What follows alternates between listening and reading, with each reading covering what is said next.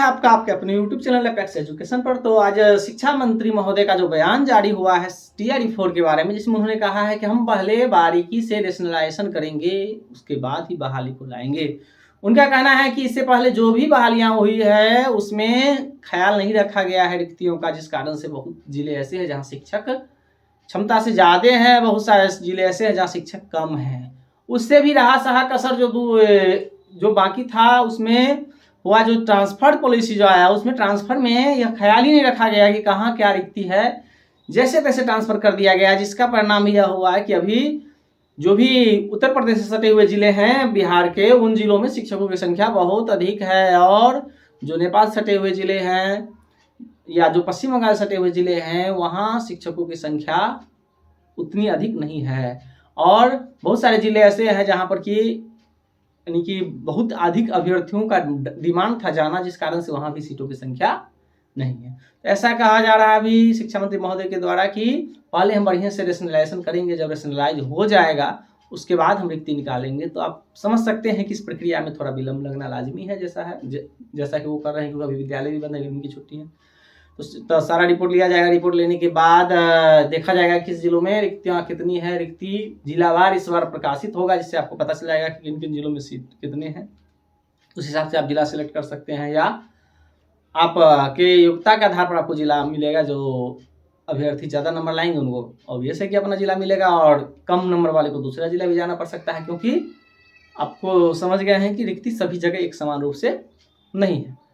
जहाँ तक रिक्ति कब तक आने की बात है, तो अब देखिए जो प्रक्रिया है उस प्रक्रिया में अब क्या होगा कि अभी सारी रिक्तियाँ कलेक्ट होगी। कलेक्ट होने के बाद समान प्रशासन विभागों के पास रिक्ति भेजी जाएगी, वहाँ से फिर रिक्ति जाएगी BPSC के पास कि इतनी रिक्तियों के लिए हमको योग्य अभ्यर्थी चाहिए, और तब जाकर के विज्ञापन जारी होने की संभावना है। और रही बात परीक्षा पैटर्न का, परीक्षा पैटर्न आप लोगों को पता है कि अब 2 एग्जाम का प्रावधान किया गया है, PT और मेंस।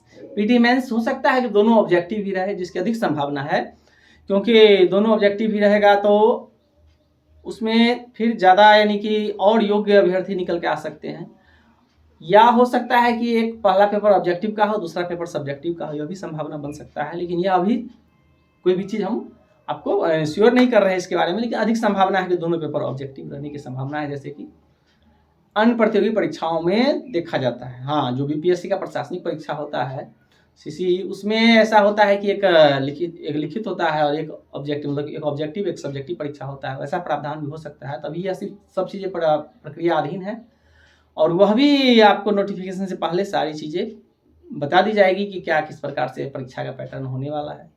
तो आप लोग अपनी तैयारियों को और तेज़ी से करते रहे, और जाते वीडियो में हम जो शिक्षा मंत्री महोदय का बयान आया है उस बयान के साथ आपको छोड़े जा रहे हैं। चैनल पर नए हैं, चैनल को सब्सक्राइब जरूर करें, वीडियो को लाइक करें। बहुत बहुत धन्यवाद। कि हमारी चुनौती अन्य राज्यों से अलग है। हमारे यहाँ शिक्षा मित्र बहाल हुए, फिर नियोजित शिक्षक बहाल हुए, फिर उसके बाद TRE1 हुआ, TRE2 हुआ, TRE3 हुआ, और हम TRE4 की तरफ बढ़ रहे हैं। बड़ी संख्या में हमने शिक्षकों की बहाली की। अब क्वालिटी एजुकेशन को लेकर के हम भी चिंतित हैं और सुप्रीम कोर्ट भी चिंतित है, और माननीय सर्वोच्च न्यायालय तो देश भर के मामले को देख करके और कोई ना कोई डायरेक्शन हमेशा वहां से पास होता रहा है।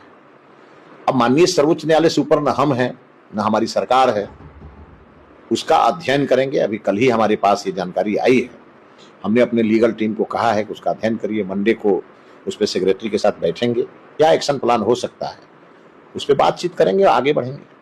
TRE4 में बहाली कब तक होगी, कितने? जुलाई में अधियाचना भेजेंगे, और जितनी वैकेंसी होगी हम रेशनलाइजेशन ऑफ टीचर कर रहे हैं, और हम अंतिम प्रक्रिया में, तो हमारे पास ये जानकारी आ जाएगी कि हमारे पास किस सब्जेक्ट में कितने टीचर की वैकेंसी है, जो आज तक कभी हुआ नहीं था। आंख मूंद के हम लोग बहाली निकाल रहे थे, लेकिन हम टारगेट बहाली नहीं कर रहे थे।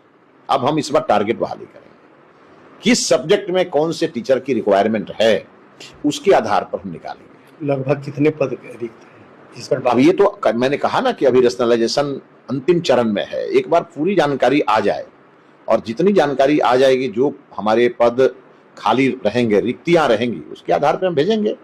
और हमने एक आकलन देखा है 5 सालों में 15,000 से लेके 12,000 तक के शिक्षक हर साल रिटायर भी हो रहे हैं। तो इस नाते हम लोगों ने 20,000 का टारगेट लिया है। अगर आवश्यकता ज्यादा की होगी उस पर भी विचार करेंगे, लेकिन हम लोगों ने एक टारगेट लिया है कि 20,000 शिक्षकों की नियुक्ति हर साल करेंगे, लेकिन क्वालिटी एजुकेशन से कोई कॉम्प्रोमाइज नहीं करेंगे।